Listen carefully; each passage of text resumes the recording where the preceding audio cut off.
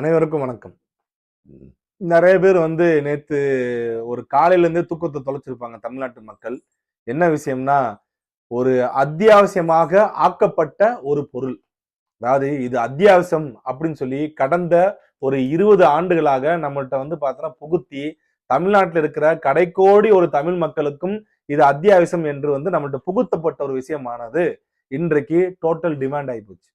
Supply கிடையாது அப்படின்னு சொல்லி. என்னன்னு பார்த்தா சிலிண்டர், எரிவாயு, எல்பிஜி அப்படின்னு சொல்லப்படுகின்ற இந்த சிலிண்டர் கிடைக்கலங்க. புக் பண்ணா புக் ஆக மாட்டேது, சப்ளை இல்லைன்னு சொல்றாங்க.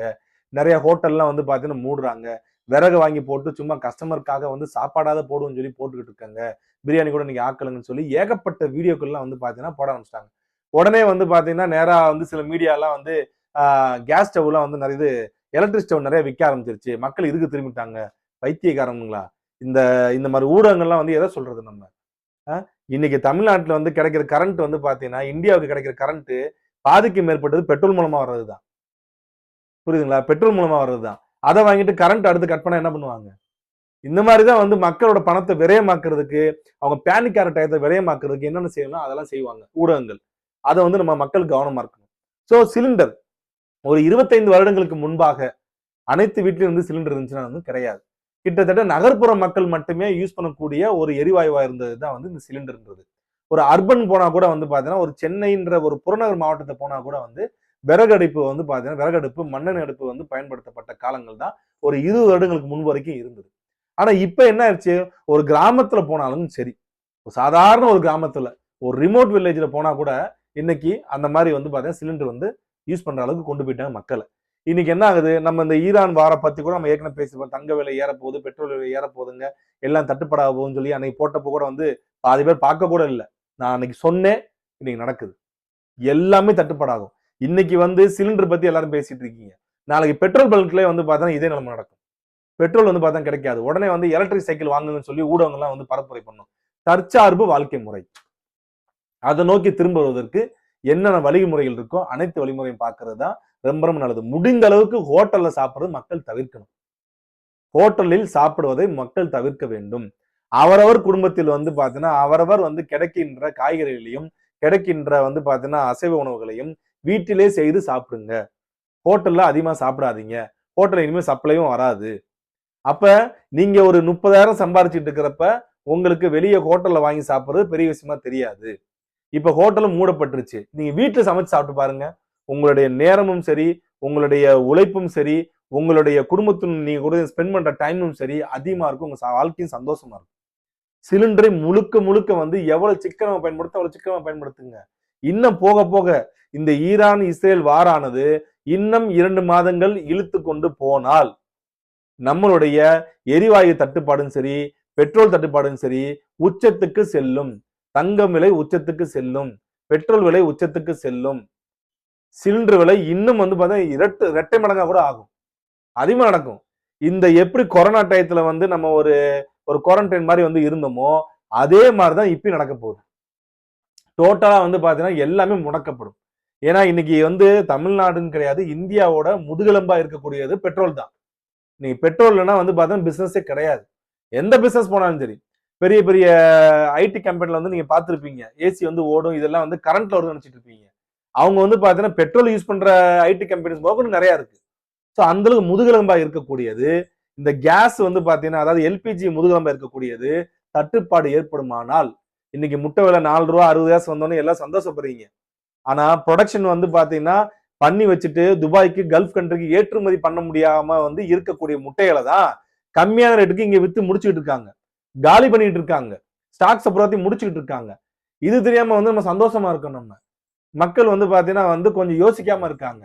கல்ஃப் கண்ட்ரில பாத்தீங்கன்னா முட்டைலாம் அங்க மேனுஃபேக்சரிங், அங்க ப்ரொடக்ஷன் பண்ண முடியாது, அந்த கிளைமேட்ல பண்ண முடியாது. காய்கறிகள் கிடையாது. எல்லாமே எங்க இருந்து போறது? எல்லாமே தமிழ்நாடு இந்தியாவில இருந்து போறது. நாமக்கல் முட்டை பாத்தீங்கன்னா கல்ஃப் கண்ட்ரி வரைக்கும் போகும் ஏற்றுமதி. அப்ப என்ன ஆகுது, ப்ரொடக்ஷன் பண்ணி வச்சதெல்லாம் ஏற்றுமதி பண்ண முடியாதுன்றப்ப இங்க தமிழ்நாட்டுல பார்த்தா சப்ளை அதிகமாகுது. சப்ளை அதிகமாகிறப்ப என்ன ஆகுது, ரேட் ஆட்டோமேட்டிக்கா கம்மியா ஆரம்பிக்குது. டிமாண்ட் இல்ல, சப்ளை அதிகமாகுது. ஸோ டிமாண்ட் கம்மியாகிறப்ப சப்ளை அதிகமாகிறப்ப ஆட்டோமேட்டிக்கா பாத்தீங்கன்னா விலையானது கீழே செல்லும். அப்ப இப்ப என்ன பண்ணுவாங்க, சரி வார் முடியட்டுன்னு சொல்லட்டும், அதுக்கப்புறம் பாத்தீங்கன்னா திருப்பி ப்ரொடக்ஷன் ஸ்டார்ட் பண்ணலாம் அப்படின்னு சொல்லி இந்த கம்பெனி எல்லாம் வந்து ப்ரொடக்ஷன் நிப்பாட்டினாங்கன்னா அடுத்து என்ன ஆகும்? இங்க லோக்கல்ல வந்து சப்ளை கம்மியாகும், டிமாண்ட் வந்து பாத்தீங்கன்னா அதிகமாகும். சப்ளை கம்மியாகி டிமாண்ட் அதிகமாச்சு என்ன ஆகும்? ஆட்டோமேட்டிக்கா ரேட் வந்து பாத்தீங்கன்னா மேல போக ஆரம்பிக்கும். இன்னைக்கு 4 ரூபா 60 காசு கொடுத்து வாங்கிட்டு இருக்க முட்டையானது அடுத்து வந்து பாத்தீங்கன்னா 12 ரூபாயில போய் நிற்கும். இந்த லாஸ புறாத்தி இந்த வியாபாரிகள் அடுத்து வந்து பாத்தீங்கன்னா அப்படி கொண்டு போய் எடுத்துக்குவாங்க. ஆக தற்சார்பு எப்படிங்க வாழ முடியும்? இன்னைக்கு ஃபுல்லா எல்லாமே டிபெண்டா தானங்க இருக்கு. அதாவது இந்த கஷ்டங்கள் எல்லாமே வந்து பாத்தீங்கன்னா முதல்ல கிராமத்துல வந்து அனைவரும் விறகுக்கு திரும்புவாங்க. சோ அங்க வந்து பாத்தீங்கன்னா வந்து அந்த தற்சார்பு வாழ்க்கை பழையபடி கிராமத்துல எப்படி எருவாட்டி பிளஸ் வந்து பாத்தீங்கன்னா வந்து இந்த சீமக்கருவேல மரத்தை வந்து வெட்டி வந்து பாத்தீங்கன்னா அதுல வந்து எரிச்சு அதுல வந்து பாத்தீங்கன்னா வந்து சமையல் பண்ண ஆரம்பிச்சாங்க. சோ அங்க தப்பிச்சுக்கிறோம். அடுத்து கொஞ்சம் இந்த சிட்டியை ஒட்டி இருக்கக்கூடிய அர்பன் ஒரு புறநகர் பகுதிகளில் வந்து கொஞ்சம் ஒவ்வொரு வீட்டுக்கும் கேப் இருக்க வந்து ஊர்கள் கொஞ்சம் மரங்கள் இருக்கிற வந்து சீமக்கருவேல் மரங்கள் இந்த மாதிரி மரங்கள் இருக்க ஊர்ல அவங்க கொஞ்சம் தப்பிச்சுக்கிடுவாங்க. ஆனால் சிட்டில இருக்கவங்களுக்கு வேற சான்ஸே கிடையாது. எல்லாருமே வந்து பாத்தீங்கன்னா மிஷின் மாதிரி தங்களை வந்து அர்ப்பணிச்சுக்கிட்டாச்சு. அப்ப என்ன பண்ண முடியும்? இந்த கஷ்டத்தை அனுபவிச்சுதான் ஆகும். சம்பளம் அதாவது பண மதிப்பு சுத்தமா போயிடும். ஒரு கிலோ தக்காளி வந்து பாத்தீங்கன்னா 30 ரூபாய்க்கு வாங்கினோம்னா அது பணத்துக்கும் வேலைவு பொருளுக்கும் வேலைவு. ஆனா அதே தக்காளியை நீங்க 300 ரூபாய் கொடுத்து வாங்கினீங்கன்னா உங்க பணத்தோட மதிப்பு இல்லாம போயிடும். நீங்க 30,000 இல்ல 80,000 சம்பாரிச்சாலும் வந்து உங்களால குடும்பத்தை நடத்த முடியாத சூழ்நிலை வந்து கண்டிப்பா வரப்போகிறது. அப்ப என்னங்க பண்ணணும்? இப்பயே சேமிப்பு, பணத்தை முடிஞ்ச அளவுக்கு சேமிக்க பாருங்க. அடுத்து வந்து பாத்தீங்கன்னா இந்த வியாபாரத்தை நம்பாமல் தன் குடும்பத்தை எப்படி வந்து பாத்தீங்கன்னா வந்து ஒரு தற்சார்புல கொண்டு போறதுக்கு என்னென்ன வழிமுறைகள் இருக்கோ அனைத்து வழிமுறைகளையும் பார்க்க ஆரம்பிங்க. தண்ணியை வந்து பார்த்தா காசு கொடுத்து வாங்காதீங்க. இருக்கிற தண்ணியை வந்து பார்த்தீங்கன்னா ஆரோ வச்சு ஃபில்டர் பண்ணாம இந்த தேத்தாங் கொட்டையை போட்டு அது மூலமா வந்து பார்த்தா தண்ணியை வந்து பியூரிஃபை பண்ணி குடிக்க பாருங்க. வாட்டர் கேன்ல இருந்து எல்லாமே விலை ஏறும். காய்கறிகள் விலை இன்னும் ஏறும். காய்கறிகள் பாரம்பரிய காய்கறிகள் வந்து பாத்தீங்கன்னா இங்க லோக்கல்ல விளையிறது. சென்னை சுத்தி திருவள்ளூர் செங்கல்பட்டுல விளையக்கூடிய காய்கறிலாம் இருக்கு. அந்த காய்கறிலாம் விலை ஏறாது. ஆனா அதெல்லாம் நம்ம சாப்பிட மாட்டோம். காலிஃபிளவர், முட்டைக்கோசு இந்த மாதிரி வந்து பாத்தீங்கன்னா நம்ம நாட்டுக்கு சம்பந்தம் இல்லாத காய்கறிகள் பூரா வந்து பாத்தீங்கன்னா எங்கெங்கயோ விளையும். அதெல்லாம் வந்து பார்த்தா ஏத்திட்டு வரப்பதான் வந்து விலை ஏற்றமாகும். ஸோ இதெல்லாம் வந்து ரொம்ப கவனமா இருங்க. சிலிண்டர் விலை ஏறுச்சுன்னு சொல்லி சிலிண்டர் சப்ளை ஆகலன்னு சொல்லி வந்து கவலைப்படாதீங்க. முடிஞ்ச அளவுக்கு வந்து பாத்தீங்கன்னா சேமிக்க பாருங்க. ஒரு பணத்தை வந்து சேமித்து வச்சுக்கோங்க. சிலிண்டர் தட்டுப்பாடு இன்னும் அதிகமாகும். தயார்படுத்திக்கோங்க. இதுதான் வந்து மக்களுக்கு நல்லது, நாட்டுக்கு நல்லது.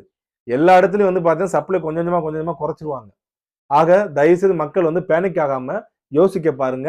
சொந்த பந்தம் உற்றார் உறவினர்களோட வந்து பாத்தீங்கன்னா நல்ல ஒரு பாண்டிங் ரிலேஷன்ஷிப் வச்சுக்கோங்க. கொடுத்து வாங்கி பழகி கொள்ளுங்கள். நன்றி, வணக்கம்.